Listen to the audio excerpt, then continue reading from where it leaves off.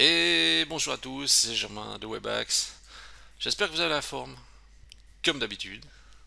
On se retrouve cette semaine pour un nouveau tutoriel PrestaShop concernant l'exit pop-up. Donc une méthode qui va faire vraiment dépenser vos clients, en tout cas qui va les convaincre d'acheter chez vous. Et ça sera juste au moment avant qu'ils déguerpissent. Première chose la plus importante, maintenant je suis un informaticien à lunettes. Normalement, je ris toujours des informaticiens qui ont des lunettes. Et voilà ce qui arrive quand on rit de ça. Mais il y a un avantage à avoir des lunettes, c'est que quand un client vous pose une question, vous pouvez faire comme ça. Hmm. Et ça fait toute la différence. Voilà. Bon, sur ce, on va commencer. Donc déjà, première chose, qu'est-ce qu'un exit pop-up? Eh bien, c'est tout simplement une pop-up qui va apparaître quand le visiteur va quitter le site. Et comment ça se présente, si vous voulez, c'est quand le curseur va sortir de la page de l'écran, eh bien, le pop-up va s'afficher. Voilà. En fait, j'ai vu récemment dans une newsletter, vous avez peut-être vu aussi d'ailleurs, dans une newsletter qu'on a reçue de PrestaShop, qui disait voilà, regardez notre module Exit Pop-up. Et je me suis dit, oh tiens, est-ce qu'on pourrait faire un module Exit Pop-up nous aussi, avec deux bouts de ficelle comme d'habitude? Et la réponse est oui. La réponse est oui. Le truc, c'est que ce qu'il y a, c'est qu'il faut idéalement, si on utilise cette stratégie, il faut faire afficher le message à un moment vraiment stratégique. Parce que des fois, je vois des modules exit pop-up qui s'affichent partout, mais c'est pas ça le but. Le but, c'est de faire afficher l'exit pop-up à un moment surprenant, à un moment où ça va vraiment avoir une influence. Voilà. Et bien sûr, ce qui est important, c'est le message dans l'exit pop-up, parce que c'est ça qui va justement aussi faire que l'utilisateur va effectuer une action. Voilà. Le moment, à mon sens, décisif, c'est quand on est dans le panier ou quand on va faire le paiement. Quand on est dans le panier et qu'on va faire le paiement, eh bien, si on quitte la page à ce moment-là, en principe, c'est qu'on coince sur le prix. Alors, une idée, ça serait justement de dire, voilà, parce que la personne est hésitante, il est un petit peu, il se dit, ouais, j'ai une info sur le prix, mais je sais pas. Et là, une des méthodes intéressantes, c'est de dire, bon, la personne sort de l'écran, on fait afficher le exit pop-up, et on dit, voilà un code de réduction, on va donner un code de réduction de principe, du style 5% de réduction, par exemple. 5% de réduction, ça peut rester acceptable dans votre activité, par exemple, hein. Et vous dites en plus, voilà, il est valable que seulement 30 minutes. Et c'est pas grave si c'est pas vrai, j'ai envie de dire dans le sens où, même s'il est valable plus longtemps, ce qui est important c'est que la personne se sente un petit peu oppressée pour valider la commande. Nouveau, ça reste gentillet, hein, on ne fait rien de spécial, c'est surtout pour éviter que la personne s'égare trop longtemps chez la concurrence. Là, on lui fait un petit geste commercial, on dit ok, tu veux acheter, on comprend, tiens un bon de réduction, tu hésites, tiens un bon de réduction, achète, mais achète dans les 30 minutes. Voilà. Et c'est un moyen d'essayer de convertir le visiteur en réel client qui achète. Ça, c'était la partie théorique. Maintenant, il va falloir passer à la pratique. C'est parti, on y va. On va commencer donc par... alors déjà, je vais aller dans Google et je vais dire exit pop-up, exit pop-up PrestaShop. Et on a ce module. En plus, il y a plein d'avis. Hein, on voit qu'il a l'air d'avoir été apprécié. J'allais dire si les avis sont vrais. Ça, c'est toujours les grandes questions. Alors, vous voyez, c'est un module exit pop-up, ok, et qui affiche un message quand l'utilisateur va partir de la page. Mais regardez aussi, 52 euros. Alors, nous, si on arrive à faire ça, vous allez économiser 50 euros. J'ai même pas été voir la démo, comment ça réagissait. Une boutique sera prête d'ici quelques secondes. Là, ça fait plus que quelques secondes. Quelques secondes, pour moi, c'est entre 1 et 5 secondes, non? Entre 1 et 10 secondes. Ah, ah, ah, ah. Ah, voilà, il est arrivé. Alors maintenant, si je fais quoi? Est-ce que ça marche ou ça marche pas? Peut-être passer à ça. On ne sait pas. C'est peut-être le grand mystère de l'exit pop-up. Ici, en tout cas, c'est pas là de marcher. Ouais, peut-être il y a peut-être un réglage à faire. Bref. Enfin, en tout cas, on voit que voilà, il y a un module qui existe. Alors, nous, ce qu'on va faire, c'est donc, on va déjà première chose que j'ai envie de recommencer, se servir du travail des autres. Il n'y a pas de honte à ça. Il n'y a pas besoin de toujours tout comprendre. Ce qui est important, c'est s'aider. Moi, je dis toujours, vous avez les pièces du Lego, il suffit de les assembler. Voilà. Donc, ce qu'on va faire, c'est si je regarde, par exemple, Exit Pop-up JS, c'est ce que j'ai fait. Moi, j'ai fait ça. Je regarde, je vois deux résultats.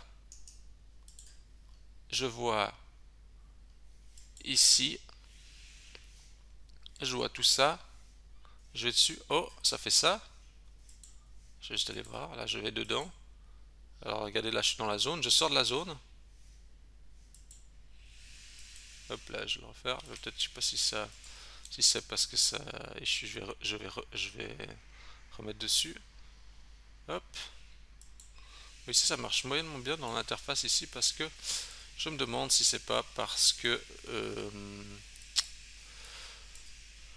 je suis pas dans une fenêtre complète. Quoi qu'il en soit, en fait, ici, sur ce tutoriel, on voit, enfin, sur cette présentation, on voit qu'on a déjà le code HTML, le code CSS et le code JS. Il n'y a qu'à assembler tout ça dans PrestaShop pour faire quelque chose.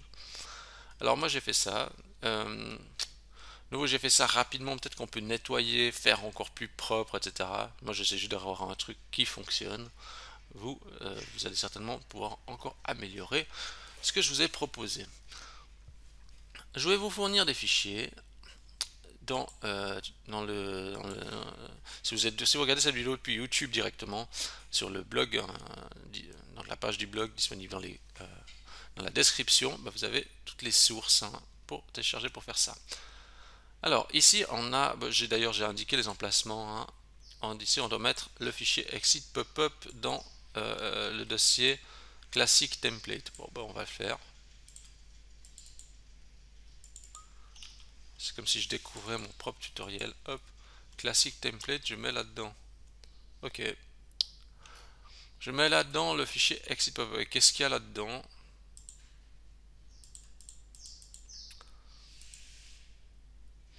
Alors, thème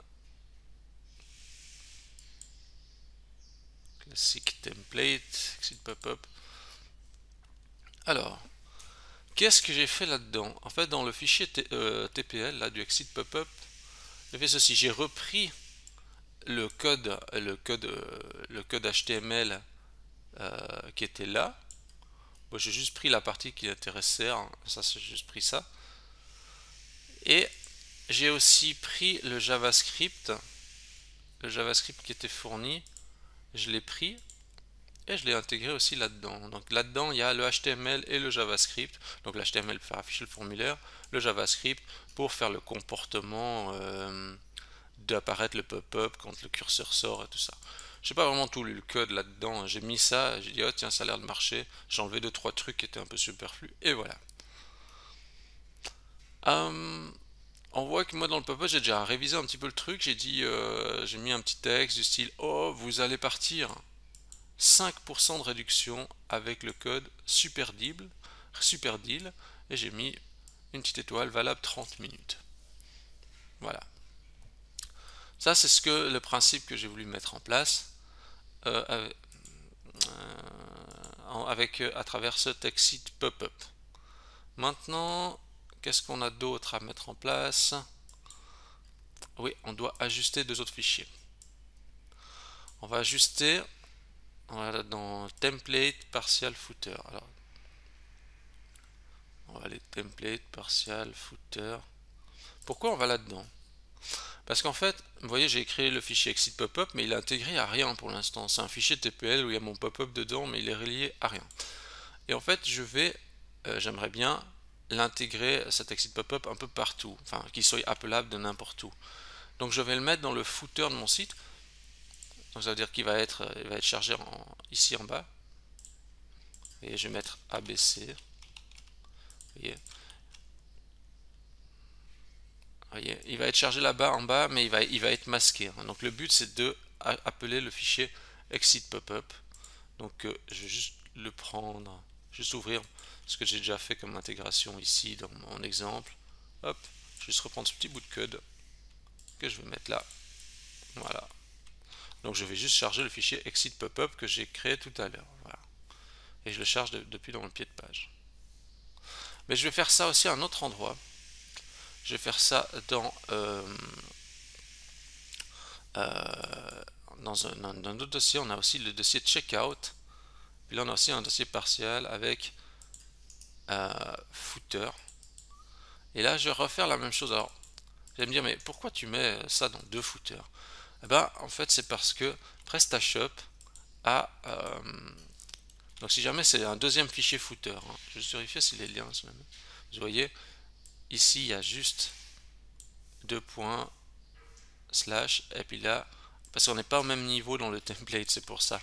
Donc pensez à bien prendre le bon fichier. Pourquoi je mets justement dans deux footers différents? Parce qu'il y a un footer pour le site principal, puis il y a un footer quand on est dans le checkout. Je suis pas trop vraiment convaincu de ça. Je me dis, PrestaShop aurait pu tout centraliser dans un footer. Mais ils ont fait le choix de faire deux footers différents. Un footer pour le site classique et un footer quand on est dans le processus de commande. Ouais, ça c'est vraiment le petit détail qui m'échappe. Je me dis, mais pourquoi ils ont voulu faire ça? Certainement parce que quand on est dans le processus de commande, on a aussi une interface, un template un petit peu différent, simplifié.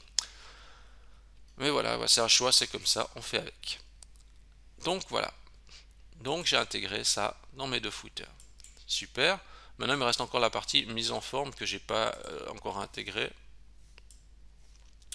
Donc la partie mise en forme qui se trouve, je revenais dans mon tuto, on a le fichier custom CSS dans lequel j'ai mis déjà, alors j'ai copié-collé un peu toutes ces règles, il y a peut-être des choses qui a peut-être pas forcément besoin, mais je crois que j'ai déjà fait un pré-tri déjà. Je prends toutes ces règles dans le fichier custom CSS et je vais les mettre dans le système classique asset CSS custom.css et si j'ai déjà fait des tutoriels, je rajoute après. Voilà. Je fais tout ça et voilà. Je recharge ma page, j'appuie sur la touche F12 et je vais aller regarder. Non, mais je vais rien regarder du tout en fait. Je vais vous expliquer pourquoi. Moi j'ai déjà mis des règles un petit peu spéciales ici dans la partie exit pop-up, dans le fichier exit pop-up TPL. J'ai dit exécute ce comportement du exit pop-up seulement si la page c'est le panier ou si on est dans le checkout. Sinon il fait pas ça. Parce que l'erreur fréquente que je vois, c'est des sites qui font le exit pop-up genre on est là sur le produit, tout d'un coup je sais pas, on sort de la page et il y a l'exit pop-up qui arrive. Vous voyez, ce qu'il y a, c'est que quand on voit qu'il y a de l'exit pop-up partout, on n'arrive pas à y croire, on perd en crédibilité. Mieux vaut mettre l'exit pop-up à un endroit stratégique. Donc ici justement typiquement il ne se passe rien. Maintenant je vais peut-être je vais aller ajouter au panier. Je vais faire commander. Donc je suis ici, je vais tester. Je suis ici, je regarde. Ok, ouais, je sais pas, 12 francs 85, un peu cher. Ouais, je vais peut-être aller ailleurs. Alors ici, il s'est un peu rien passé, j'ai l'impression. Et je suis sorti, ça s'est rien passé. Ce qui est important, c'est un peu de recharger le cache On va le faire une première fois. Je vous invite à appuyer sur la touche F12, d'aller dans l'onglet Network, vérifier que Disable Cache est bien désactivé et de recharger la page. Je vais juste voir s'il se passe quelque chose. Ah oui, là maintenant ça marche. Donc c'est vraiment une histoire de rafraîchissement. Donc vraiment n'oubliez pas, si vous voyez qu'il y a quelque chose ça marche pas, allez vraiment appuyer sur la touche F12 du clavier, onglet Network, Disable Cache, vous rechargez une fois la page, et puis ça va réactualiser le processus, parce que sinon ça ne recharge pas les fichiers, des fois ça rafraîchit pas le fichier custom CSS, etc. Alors, maintenant on va juste tester quand même pour voir si ce qu'on a fait marche correctement. Déjà, juste aller voir ici, si je suis par exemple ici, puis que je vais ailleurs, il ne se passe rien. En revanche, si je vais sur la partie panier, puis je suis là, ah ouais, ça a l'air pas mal, mais ouais, je vais peut-être comparer ailleurs. Hop. Oh, oh, vous alliez partir. 5% de réduction avec le code SUPERDEAL, valable 30 minutes. Génial. Ah, je trouve ça plutôt cool. Hein. Je vois encore très rarement cette méthode quand même appliquée, ou alors mal.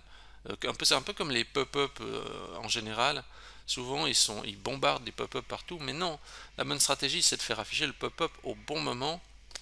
Et ça, c'est un comportement donc, qui reste permanent dans la partie panier. Maintenant, on va faire encore un autre process. C'est est-ce que oh, je sais pas si je crois que je me suis pas déjà enregistré. Alors je vais mettre quand même les infos. Hop. Je le fais parce que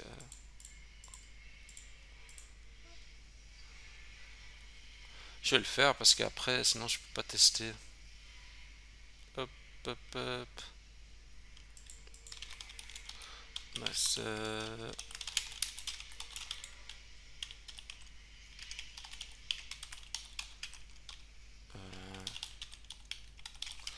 Voilà, je vais plus loin. Alors déjà normalement dans tout le processus de commande, si même je sors, je dis ah ouais, bon, ok, hop, 5% de réduction. Donc c'est intéressant parce que la partie là, c'est vraiment la zone où il y a souvent le plus d'abandon. On est là, ouais, j'ai payé par virement bancaire ou enfin par carte de crédit en principe. Ouais, j'hésite. Ah, super deal. Alors, puis après, la personne n'a plus qu'à mettre son code ici. Bon, là, il n'y a pas le champ code qui apparaît parce que j'ai pas créé de bon de réduction back-office. Mais si vous avez créé votre bon de réduction back-office, bah, ça apparaît ici, saisir votre code de réduction. Hein. Donc, juste pour info, hein, donc, pour créer un bon de réduction, vous allez juste dans la partie catalogue réduction, vous créez un bon de réduction et voilà. Alors, franchement, là, il n'a pas fait. Il n'a pas fait parce qu'il a plus envie de. Il sait trop. Il a trop fait de deal, maintenant il veut plus. Moi, franchement, je trouve ça génial. Hein. Il faut trouver le bon message avec le bon code, hein, bien sûr, et le bon pourcentage, etc. Ça, c'est à vous de jauger. En ce qui concerne l'apparence, bah, vous pouvez simplement ajuster dans là-dedans, dans les règles CSS, si jamais vous regardez Webax, tutoriel CSS, en fait, Webax CSS, voilà, il y a de ceux qui expliquent comment modifier le CSS. D'ailleurs, vous voyez, en termes de référencement, je devrais presque fusionner ces deux-là. Mais bon, hein, pour aborder une seule thématique, ouais, ça c'est un truc qu'il faudrait que je fasse. Ouais, ça c'est un autre problème. Hein. Donc, peut-être ce que vous intéressera, c'est peut-être que, bon, moi j'aime assez comme le rendu comme ça, je trouve que ça assez passe-partout. Mais si vous dites, ah non, mais j'aime pas du tout ces couleurs, ça c'est pas mon style. Alors, qu'est-ce qu'on peut faire? Je vais vérifier. C'est ça, hein. Ça, la ligne 41. À la ligne 41, on a le gradient. Ça, je sais pas, moi, je dis dans ma tête, j'ai toujours gradient. Hein. Alors qu'on dit peut-être gradient. Gradient. Alors, moi je dis gradient CSS Generator. Je vais battre, comment il s'appelle? Hein, j'allais dire l'ancien président Hollande. Alors, ici, je vais là-dessus, je me dis, ouh, qu'est-ce qui me plairait comme qu'est-ce qui me plairait? Je prends ça comme exemple, hein, mais wow.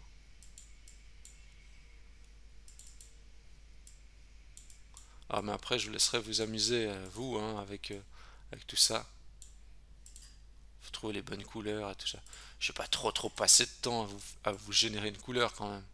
Je vais juste vous montrer le concept, hein. Hop là.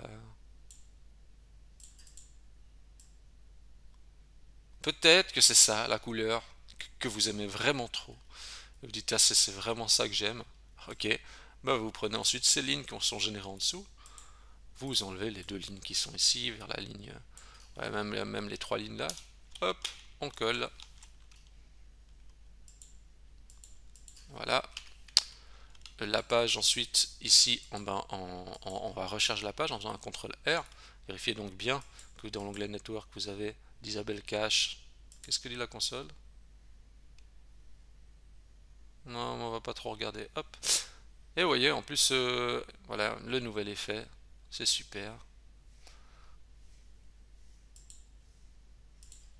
Voilà. Euh, je crois qu'on a fait le tour. Euh, je dois avouer que ce tutoriel m'a bien plu, hein. J'aime bien. Oui, ça demande un petit peu d'intégration technique quand même, un petit peu, mais je trouve c'est efficace. Et franchement, c'est génial, c'est ce site de CutPen, hein. Je trouve que c'est il y a vraiment des trucs cool. Des fois, je cherche des bouts de script, je tombe là-dessus, mais je dis, mais il y a des gens juste géniaux. Juste géniaux parce que vraiment, on peut faire des trucs, mais super, grâce à ces gens qui ont pris le temps déjà de faire du travail. Donc vraiment, je dis, utiliser du travail déjà fait, c'est vraiment super. Je crois que tout est dit. Si vous avez aimé cette vidéo, bah, vous pouvez liker la vidéo. Vous pouvez vous abonner à la chaîne YouTube. Si vous voulez donner une note 5 étoiles à Webax dans Google, vous cherchez Webax, W-E-2-B-A-X, volontiers, ça me fait super plaisir et ça m'incite à continuer ces vidéos. Et puis sur ce, bah, je vous dis bonne intégration à tous et à la semaine prochaine.